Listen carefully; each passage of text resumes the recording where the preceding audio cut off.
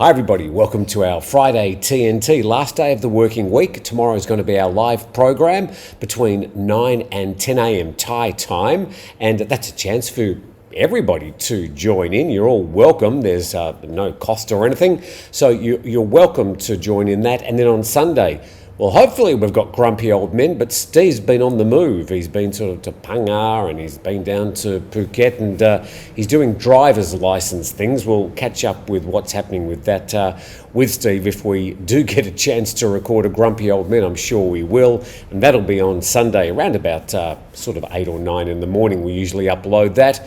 But to some big news here in Thailand, let's start with cowsodenglish.com.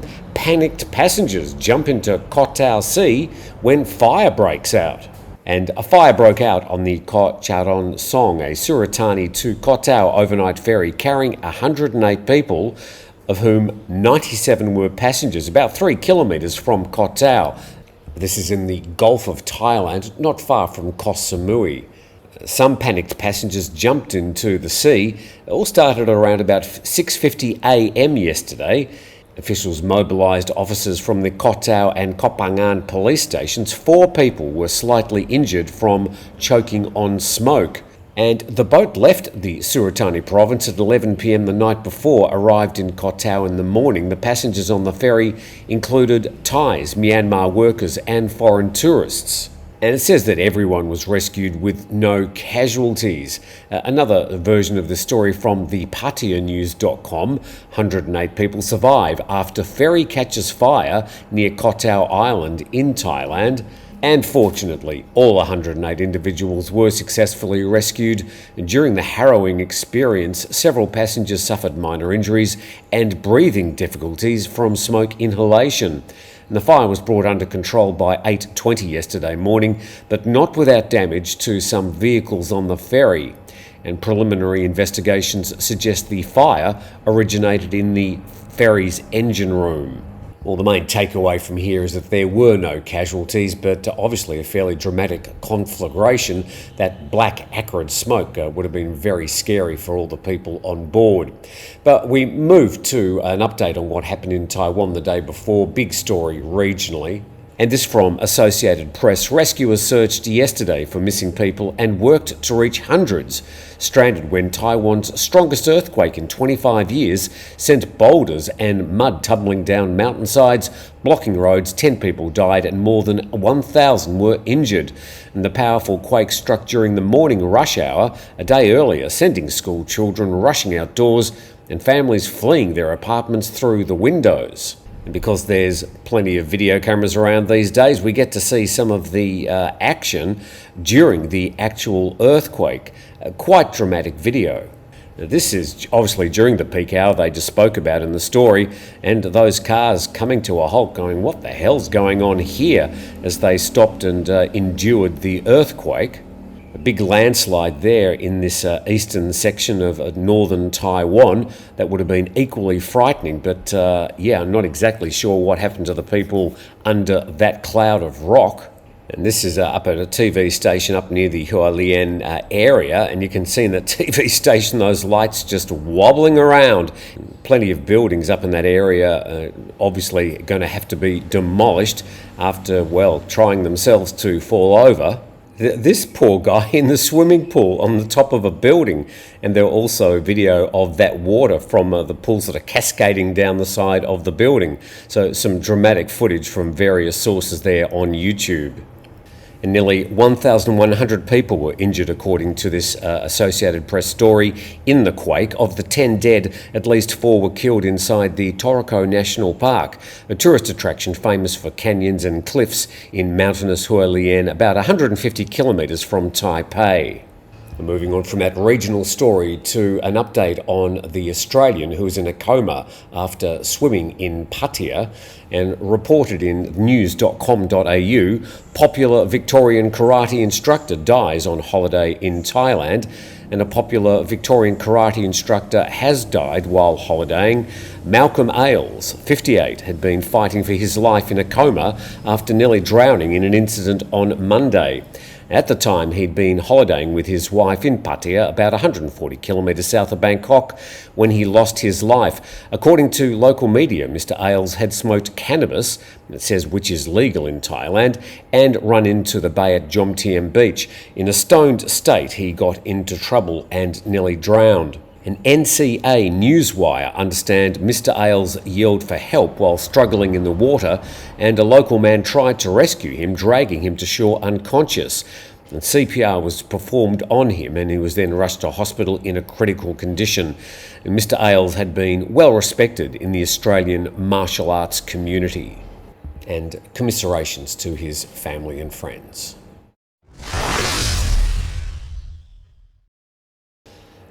Now, more fallout, and it seems to sort of be accelerating rather than decelerating, and pretty much as a fallout from that Swiss man kicking the Thai doctor. Now, that's a whole other story, and that's going to go to trial soon. But there's been a lot of activity trying to ferret out foreigners behaving badly in Phuket, the southern island province. And, well, this is the latest story, reported in Khalsot English, and there's other stories we'll get to, but this one, I suppose, is starting to get quite dramatic numbers. And police raid many nominee companies in Phuket that belong to Russians. One suspicious location was the restaurant Octopus, which is a popular meeting area for foreigners. Now, with the support of Thai citizens, they registered VVG Alliance Company as a nominee in the Cheung Talay district, and the police discovered that a Thai national holds 51% of the shares but is only a nominee. But a Russian national held 24.5% of the shares but is the real owner of the store, and the third accused, who was a Russian, acted in financial management, circulating funds of 80 million baht. This next part's a bit confusing. The fourth individual, who also appears to be Russian, faced accusations of being an alien collaborating to manage a business the Thais are unprepared to enter without authorisation. Now, you might be able to help me decode exactly what that means. It's probably a Thai translation that didn't quite work out, but we'll proceed. On the same day, officers from the Crime Suppression Division raided 8 locations in Phuket province suspected of being involved in crimes committed by foreigners. One was a man impersonating a regional electricity official, scammed victims into installing an app that allowed them to control their phones. He then hacked into their accounts and transferred 500,000 baht to the accounts of a Russian man. And an investigation into the Russian man's financial transactions revealed that he'd also received cryptocurrency transfers from non-custodial wallets. Because cryptocurrency is so safe, he then sold large amounts of the cryptocurrency and had the money transferred to his own bank accounts in Thailand. He then immediately withdrew the money in cash. And the investigation also revealed the Russian suspect withdrew cash from bank counters and ATMs from 3 bank accounts between July 7 and November 19, totalling 186 million baht. The amount was found to be unusually high, so it's suspected that it could have been a form of money laundering. And the Russian's background check revealed that he'd previously presented a work permit showing that he was employed by a company in Phuket. Officials then raided the company and found that it was not actually operating. It had been registered for the purpose of creating fake documents that foreigners could use to apply for a work permit and a residence permit in the kingdom. And on the story goes. The thing is, these activities have been happening for decades with people setting up fake nominee companies. It's just that now there's a lot of focus and attention. But remember, for these people to open up these companies, there's been a Thai lawyer or an accountant involved in setting up these illegal companies. So don't just blame the foreigners. A lot of the locals have a lot to answer for as well. Heading to this story, BangkokPost.com, Phuket Task Force files 400 cases against foreigners, and at least 400 criminal cases have been filed against foreigners by the province's new Special Task Force. And the centre was established a month ago following several incidents involving foreigners, including the highly publicised case of a Swiss man who kicked a female Thai doctor on Yamu Beach in February. So it's not just Thais hating that man, it looks like there's a lot of foreigners probably conducting their businesses legally in southern Thailand, not particularly fond of him either. And Mr. Sopon, that's the provincial governor, said that almost 100 foreigners have had their visas revoked. Now we go to this story, reported in Phuket-go.com, foreigner accused of attacking Phuket taxi driver in row over smoking. And a foreign tourist is in custody in Phuket and facing assault charges after an alleged attack on a taxi driver. The man, reported in some media outlets to be an Austrian national, is accused of assaulting the driver in a row over smoking. And the taxi driver picked up the tourist at the airport and was taking him to Chalong when the man lit up a cigarette in the back of the car. And the situation quickly escalated when the man then moved from the back of the car to the front and proceeded to grab the driver by the neck, causing the taxi to collide with another vehicle. At this point, the driver was able to escape the car and call for help. And plenty of viral video of that incident doing the rounds are there, being shown on Channel 3 on national TV. So I don't know, maybe that makes it 101 foreigners. That Austrian man will be spending a little bit of time in court explaining his actions to the judge.